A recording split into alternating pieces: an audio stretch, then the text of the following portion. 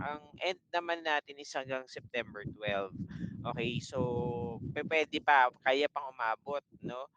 Sino dito yung mga lalagpas sa September 12 ang OJT? Pataas ang kamay.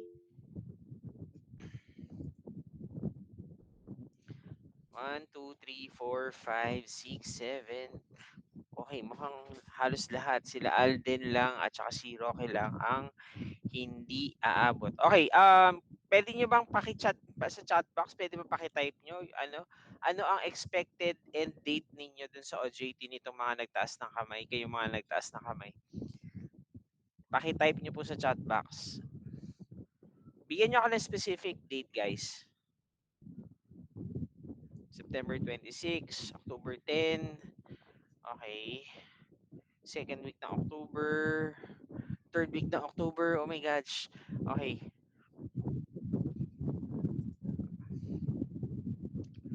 Sa October pa po, first week. Okay, nako, mayayari tayo dyan. Okay, ano lang, no, ibigay ko lang sa inyo yung sked natin, no, kasi by September 25, no, start na yun ng ano natin, start na yun ng, tawag dito, ng ating second semester, sorry, first semester no ng September 25, tapos yung iba sa inyo aabutin pa ng October no first week hanggang meron pa second week na October na aabutin no medyo magkakaroon tayo ng problem dito. Sige, ganito na lang, i-clarify ko itong case niyo na to no about dun sa aabot ng October kung paano yung gagawin. Akala ko kasi mga by at least mga kahit na magpasa na kayo ng ng second week, third week ng September eh.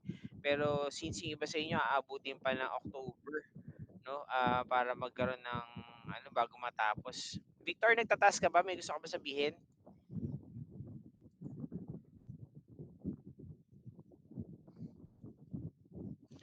O wala, nagtataas lang ng kamay. Okay, so ayun nga 'no. So sige, ika-clarify natin. Okay, ganito po. Okay, ano ba yung mga kailangan niyo i-submit sa akin? Okay, so, marami kayong kailangang i-submit na document sa akin 'no, as part of your final requirements for your OJT 'no. So, aside from the letters 'no, so from po, simula po doon sa mga letters na simula yung endorsement letter natin, MOA, medical cert ninyo, ano pa ba yun, yung mga inyong mga consent forms, lahat po yun kasama sa isa-submit niyo po. Okay, iko-compile niyo po lahat 'yon, okay, tapos isa-submit niyo po sa akin, okay? Together with the evaluation forms 'no, yung evaluation from your evaluation ninyo, okay, dun sa inyong supervisor at saka evaluation ninyo, dalawang evaluation yung kailangan i-submit ninyo sa akin, ha. Evaluation ninyo dun sa supervisor ninyo, tapos evaluation ninyo doon mismo sa pinag-o-OJT-han ninyo 'no. So lahat naman ng forms na yun naibigay ko na sa inyo sa GC, check nyo na lang po, no? Basically, tatlo po yung forms na yan, no? Pero yung pangatlong form, ako yung magbibigay doon sa inyong pinag-o-OJT yan sa inyong supervisor, no? So may mga nakapag-send na sa akin ng feedback regarding doon sa no sa ano tawag dito doon sa inyong evaluation form, no? So isusunod ko yung mga yung mga nag-send din sa akin nitong past few days no, like for example may mga nagsasubmit pa hanggang ngayon no. So ganito po guys, lahat po nung let's say eto po si Simon, si Alden, si Renz, si Victor, si Dan, si Peter. Okay, lahat po kayo ay magkakaparehas ng no, magkakaparehas ng pinag-OJT-han. So yung evaluation doon sa inyong no, doon sa inyong pinag-OJT-han, yung evaluation isa na lang ang ipapasa ninyo sa akin. Okay? Bali isang form na lang, i-xerox nyo na lang yon, pare-parehas po kayo. Hard copy yung ibibigay ninyo sa akin, ha? O ayan, si James, si Daniel, parehas ng pinag-OJT-han. Si Ken, si John, si Raquel, si Roque, pare-parehas kayo ng pinag-OJT-han. Basta lahat ng pare-parehas ng pinag-OJT-han, okay, isang evaluation form na lang para doon sa inyong yung evaluation ninyo doon sa inyong pinag-OJT. Okay? So, ganun po. Okay? Pero yung doon sa supervisor ninyo, okay, iba-iba ang ipapasa ninyo sa akin. Separate yung doon sa evaluation ninyo sa mga supervisors ninyo. Okay, ang parehas lang para mas malinaw, ang iisa lang yung evaluation ninyo doon sa company na pinag-OJT-han ninyo. Pero doon sa supervisor ninyo, kanya-kanya kayong evaluation. Okay? So, ganun po yung mangyari. Okay? Meron bang question, guys? Sige, teka, basahin ko ang inyong question. Okay. Meron po bang question?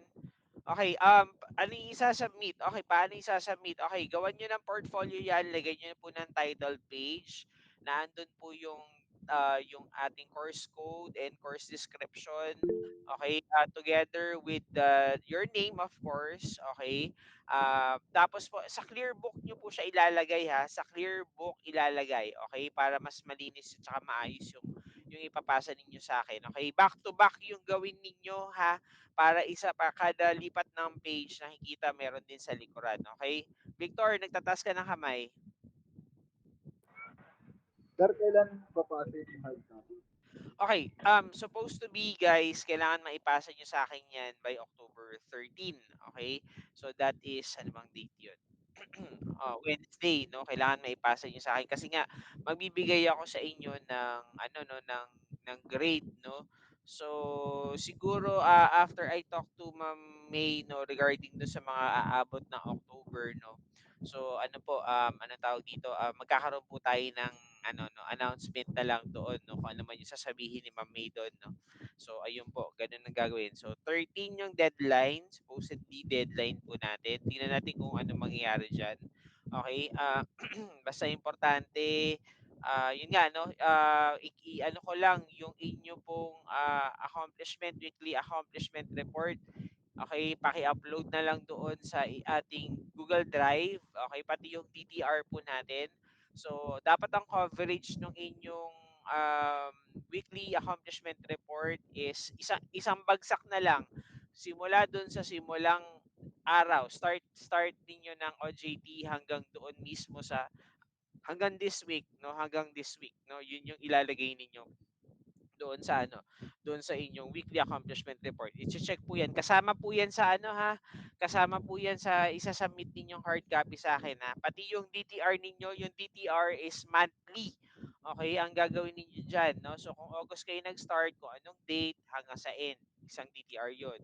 September, isang buong September, kung buong September 'yan, so isang buo din September yung DTR ninyo. Tuloy-tuloy po, okay? Tuloy-tuloy lang. Okay, meron pa question? May iba pa bang question? Sige, Catherine. Yung sa ano po sir, evaluation po dun sa HTE, yung pong sa letter C po. Yep. Anong Tapos, question? kasi po ang nakalagay po dun is ano po, yung online training web-based po. Yep. Tapos ang arrangement po is on-site. Oo. Okay. Anong gagawin natin? Sandali lang ah. Let me check sandali. Para lang clear tayo dyan. Ano yung pinaka-question mo doon sa, ano na yun, doon sa statement na yun? Ano po, paano po siya evaluate kasi on-site nga po yung ano namin. Okay, teka, basahin ko muna. Hindi ko pa, ano, para lang clear yung ibibigay ko sa iyo. Sandali, open ko lang siya.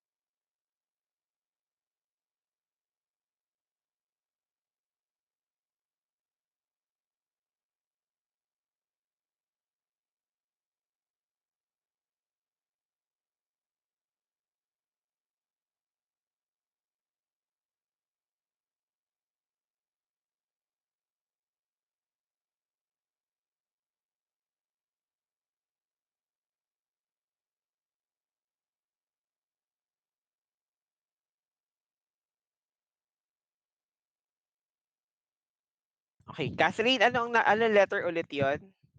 C po. Letter C, commits to let student interns undergo yun ba, tama ba ako? Undergo an internship program consistent with the requirements of the university online training. Yun ba, tama ba ako? Yes po. Okay, tiga, sandali lang. Wait lang.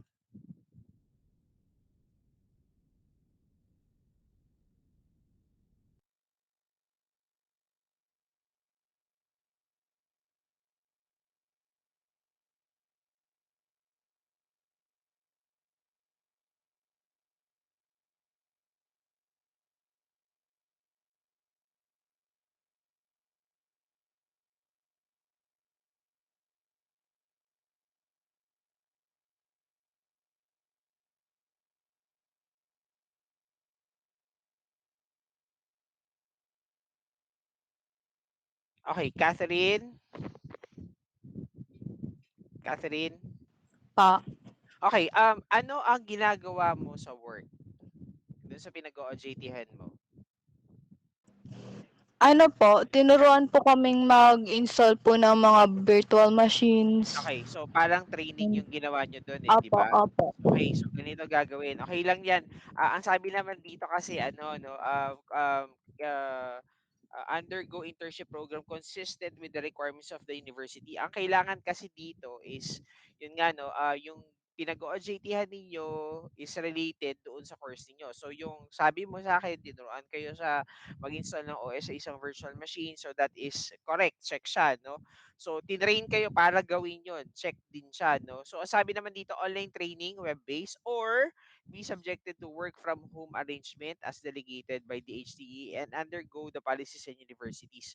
Okay, so pasok pa rin naman siya diyan. Okay, wala naman tayong problema diyan, no. So i-consider mo na lang din 'to, no, since face to face naman yung training mo, no. And then still, no, nandun pa rin naman yung pinaka-essence nung ano niyo, no, nung pag-OJT ninyo, which is related siya dun sa course ninyo kahit face to face yung pasok ninyo, no.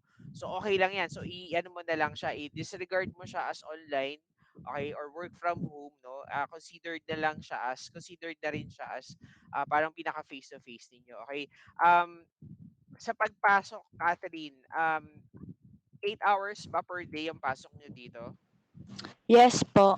Okay, hindi naman kayo pinag-o-overtime, for example, nasa pilitan, or may pinapagawa sa inyo na hindi related na dun sa ano ninyo, doon sa course ninyo. Meron bang gano'ng mga cases? Wala naman po. Wala naman. So, kung 8 hours kayong gusto niyong pumasok, 8 hours lang kayo. Kumbaga walang ano 'no, walang pang-aabuso na nangyayari sa inyo doon sa work. Wala po. Wala, okay. So, kasi kasama 'yun kay Catherine, kaya ako binabanggit 'no, kasi kasama 'yun dun sa ano 'no, so dun sa MOA na binigay natin dun sa mga ano ninyo 'no, sa mga ano tawag dito, pinag-i-internan ninyo 'no. Kasi ano, kaya siya sinama diyan 'no, kaya may ganiyang statement doon 'no, kasi merong experiences ang mga students ng I-Tech 'no, from previous OJT 'no, na yun nga katulad nun 'no, ganun yung example 'no. So kumbaga parang sinabak na lang sila, bahala sila sa buhay nila kung paano nila gagawin yung task na ibibigay sa kanya or sa kanila 'no, or sometimes yun nga 'no, pinag-o-overtime sila kahit ayaw na nila mag-overtime 'no, or let's say for example, ayaw silang i-release nung company 'no. Let's say 'di ba sabi nga natin 300 hours yung kailangan yung ibigay 'no, pero more than 300 hours na yung binibigay sa kanila 'no, ayaw pa silang i-release nung company. So yun yung mga kasi kailangan ninyong ano 'no, kailangan sundin 'no na mga companies na pinag-o-OJT-han ninyo 'no, with regards to this ano statement sa letter C 'no. So gano'n yung treatment din ninyo 'no. Kasi baka mamaya, meron din kayong mga meetings 'no, pinapa-attend kayo ng mga meetings. So kahit online meetings na virtual meetings 'no, tapos lagpas niya siya sa, oras ng pasok ninyo 'no. So puwede din niyo kasing isama 'yun 'no, as part ng consideration ninyo sa pagge-grade ninyo for the ano 'no, for this evaluation form 'no, sa company na pinag-o-OJT-han ninyo. Okay? Clear ba? Clear na ba? Yes po. Okay, oh, sige po. Okay, ano pa mga questions? Sige, open ako sa mga questions. Ayun. Sir, October 13 po, sa pagpapasa po ng hard copy, tama po ba? Actually, September 13, hindi October 13. Kasi nga dapat September 12, finish na kayo, no? So, ayun. Guys, puwede bang ano, bigyan niyo ako ng mga reasons bakit umaabot ng October yung ano, bakit umabot ng October yung OJT? Sige Daisy, mamaya tatawagin kita. Hayaan mo lang nakataas yung kamay mo. Okay, bigyan niyo nga ako ng mga reasons please guys, kasi para ano, kahit sa chat box na lang, para ano po, para mai-relay ko kay Ma'am May yung mga reasons kung bakit.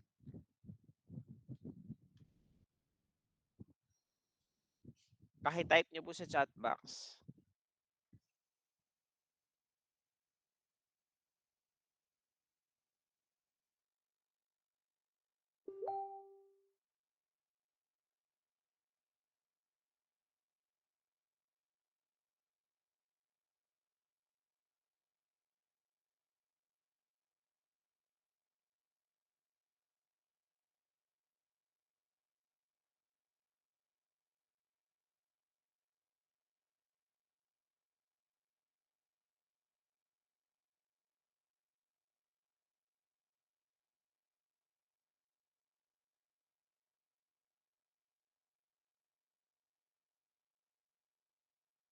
Sige, Trisha, ano yung reason bakit August 14 nag-start? Yun yung gusto ko malaman. Bakit late na yung start ng OJT ninyo?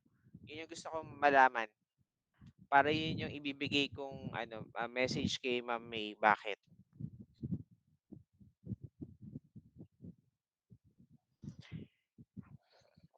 Yes, Daisy. Kasi part ng documentation na. Kumbaga, parang for formality sake.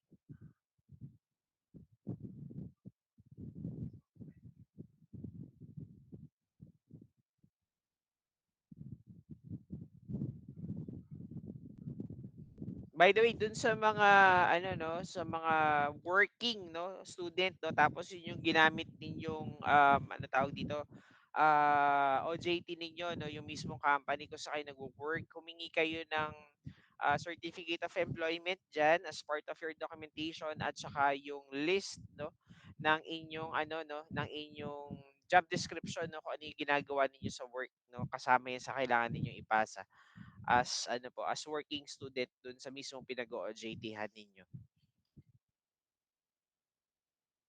Sige, waiting ako sa mga sagot ninyo. Bakit late na kayo nakapag-start ng, what do you call this, ng inyong OJT?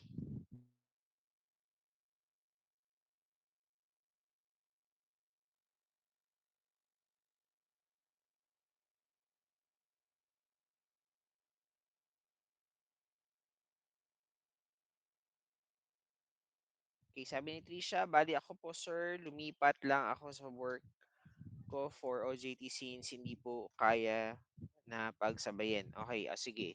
Noted, Trisha.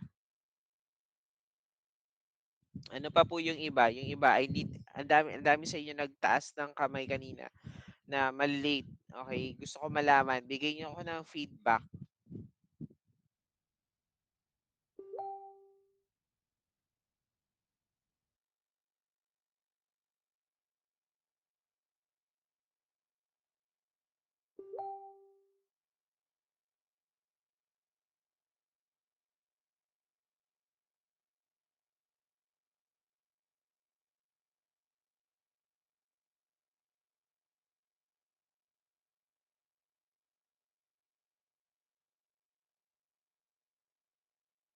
X-ray lang mga anak. Siya, nagpa-approve po ng MOA na then third week po, August pa po pinag-start ng company. Ano ba to? Hindi ka ba pinag-start ng company ni siya ng mag-OJT nang wala yung MOA? Ganun ba nangyari dito?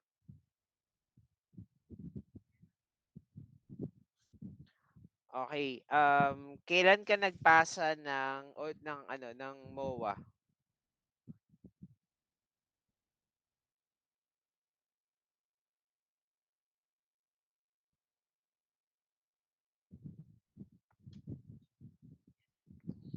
Nisha? Kailan ka nagpasa ng ano, ng MOA? Nagpa-approve ng MOA mo? Bale sir ano, nagpa-approve po ako sa school ng MOA is August 11, then siguro mga ilang days po na-approve nila, then pagkapasok ko po sa company hindi sabi po nila ano, tapusin ko na lang po muna yung ibang requirements bago po mag-start, then ayun po, mga third week of August po sila nagpa-start. Okay, kaya ako ni siya tinatanong 'to kasi ano, baka itanong sa akin ni Ma'am May, baka sabihin kasi ni Ma'am May, ah, ano 'no, late kayo yung late na pa-approve ng MOA kaya ganyan yung nangyari sa issue ninyo, sa problem ninyo. Sige po sir. Okay, so at least alam ko. Okay. So yung Sige iba sa inyo natagalan dahil sa MOA, sa approval ng MOA. Okay, second week, si Lawrence. Second week of August po ako nag-start. Kay Lawrence, ano nangyari? Bakit second week pa ng August? Sir, in-need po ng recommendation letter po para po mag-start. Same Yung case po. Hello po. recommendation letter o MOA? Yung MOA po is given na kasi nasa forms po siya na nabigay sa amin. But hindi pa po kami binibigyan ng credentials pag hindi pa po kumpleto yung requirements namin, which is yung endorsement letter po ang hinihintay. So, sa akin ka nagkaroon ng problem. Bali, ganun na po siya. Okay, sige. Okay. Sige. Okay, ano pa? Sige, check ko. Okay, si Alden kasi po sa amin, sir, is August 14 na po nakapag-start kasi po nag-asikaso pa po ng documents which is kailangan po muna mapirmahan ng endorsement letter. So, Alden, same with Lawrence? Parehas ba? Alden? Yes, yes, sir. So, yung sa endorsement letter ko yung natagalan kaya ganun nangyari. Yes po. Okay, o sige. Yung iba po, okay, anong nangyari? Paano yung Sir, nangyari dun sa iba? Sir, Yes, Renz. same lang din po kami nila Alden. Kami din po yung magkakasabay din po. Which is Okay. same company lang po kami, sir. Pero parang isa yata sa mga okay, pero yung sa inyo nakapag-submit na yung ano eh, no? Parang naka-send na sa akin yung kayo ba yung sa ano? Teka, check ko ha. Sir, yung ano po, yung portfolio po namin ng mga MOA, saka po yung consent form. Okay na po 'yun. Ang wala pa lang po kami ngayon yung weekly, saka po evaluation, Oo, saka po DTR. sige. Okay, sige lang.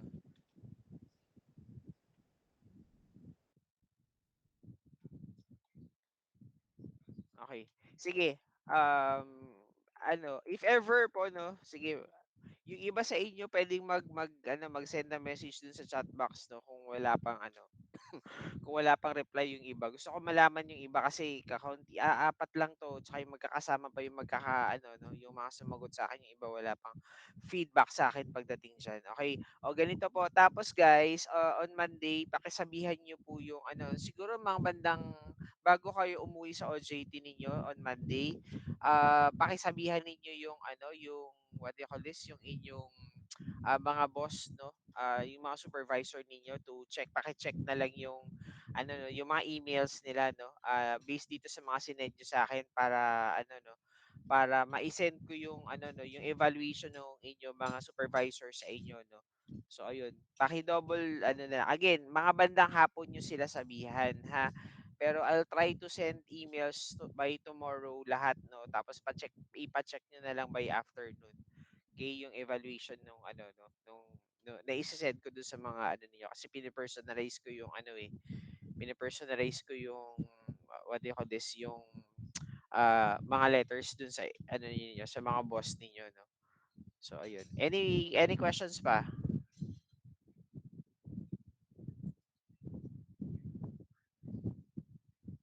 If you can ano no, if you can what do you call this, if you can accomplish na yung as much as possible kung ma-accomplish na yung mga forms na ano no, na pwede na ninyong matapos no, asikasuhin niyo na po siya. Okay? Para ano, ang iintindihin na lang natin is the ano no, is the ang tawag dito, DTR ninyo, no? Kasi nga may mga lalagpas sa inyo.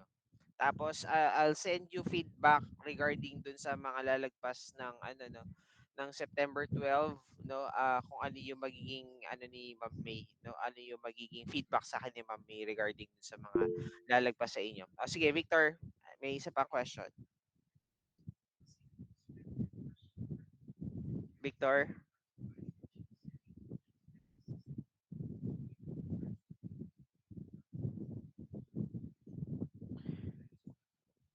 Victor? Pero yung POC ba kailangan specific date yung nakalagay? Yung Sorry, end ano yan? Ano yan? sa Yung end. ano? Yung alin? Victor? Ano ba, sir? Ano yung sabi mo? Kung End po ba? kung ano? Specific date? Sa POC po ba, kailangan po specific date yung ilalagay sa end? Opo, sa end, end ng OJT. Sa end ng OJT, sige, ano pa naman, no? Hintayin mo muna yung feedback ni Ma'am May sa akin by Monday. Okay, doon ko yung sasabihin sa'yo. I-remind mo ako by Monday, ha? By Monday Okay. afternoon. Okay? Para malaman natin. Okay, next. Okay, si Jari naman. Ay, sorry, tama. Si Jari ay may second week of August na po yung orientation sa amin po, sir. Jari, ano ibig mo sabihin dito? Hindi ko siya gets.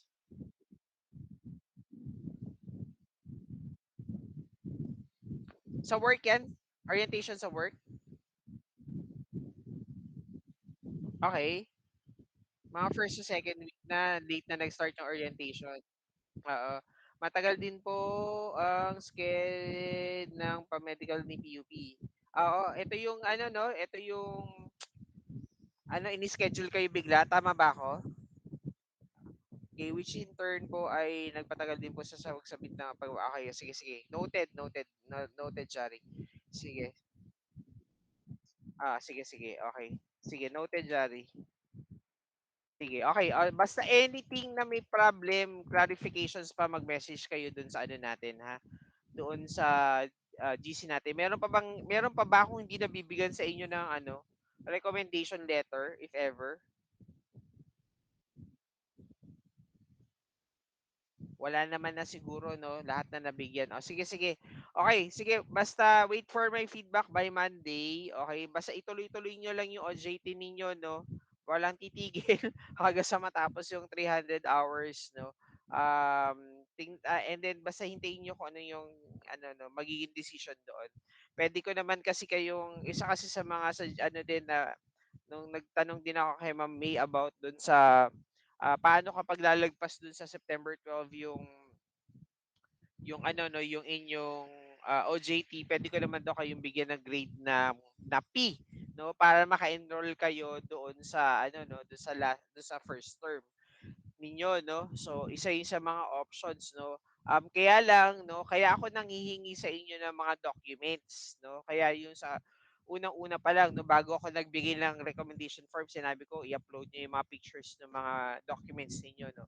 Kasi isa yun sa mga i-consider ko, gagawin kong consideration para bigyan kayo ng grade na P if ever na hindi pa kayo tapos ng OJT ninyo, no? By the way, doon sa mga working, no, sa mga working, pwede kayo mag-start dun mismo sa start ng ano no, start ng ano tawag natin ng summer term natin for your OJT. Pwedeng doon nyo simulan yung ano ninyo no, yung time ninyo no. So yung mga work yung ginamit na pinag-OJT-han.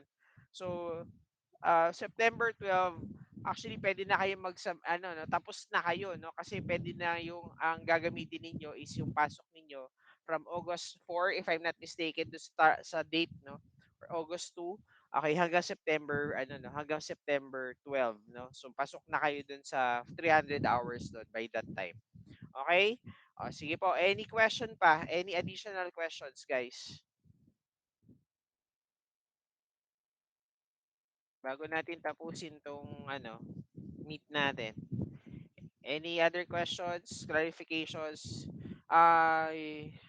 Yes, Trisha, magpagawa ka ng ano, ng recommendation letter para lang for formality sake, since ikaw naman ay yung pinagtatrabahuhan mo na yung ginamit mong pinag-OJT-han.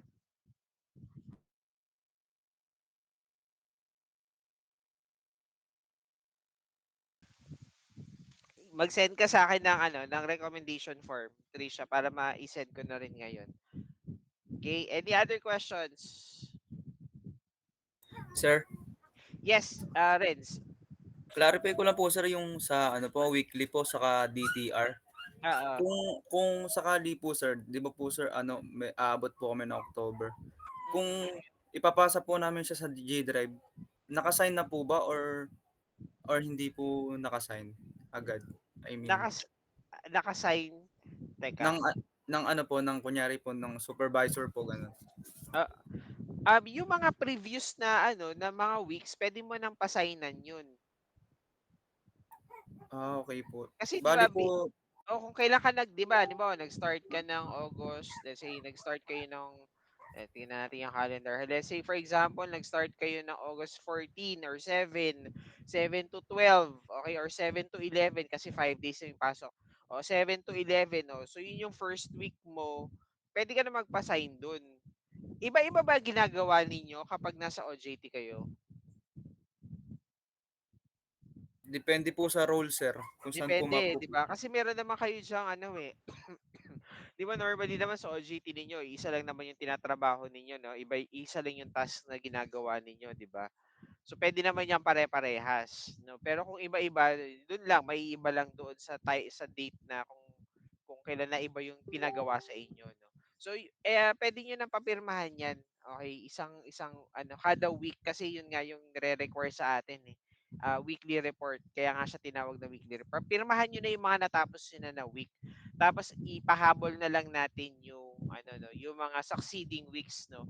Let's say for example, for this week, no, pwedeng na yun, ito follow na tsaka yung mga succeeding weeks natin. Pero yung mga matagal na, yung August pa, ayun, papirmahan nyo na yun. Okay po sir, thank you po, noted Okay, po. pati sa DTR ha. Okay po, okay po. Sa DTR naman ninyo, isa lang yan eh. Halimbawa, bali parang lalabas dyan, since nasa pa lang tayo, nasa September pa lang tayo, no. So, isang DTR lang para sa isang month, para sa month ng August. Tapos isang DTR lang din para sa month ng September. Okay? Ganun lang naman 'yon. Hindi Okay po hindi sir. hindi weekly ang hindi weekly ang DTR niyo. Ang weekly lang yung report, pero yung DTR monthly yan, monthly. Just specify lang the date ha, yung mismong specific dates ha. Ganun yung nilalagay dun sa DTR ninyo, specific dates talaga. Okay, any other question?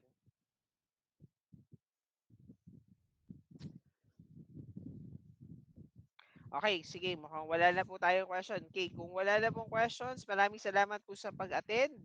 Okay, PM lang po sa GC na kapag meron pong mga questions. Thank you guys. Thank you, thank Thank you you. so much po sir. Thank you din guys. Thank you, thank you. Have a nice day po. Kayo din. Bye-bye.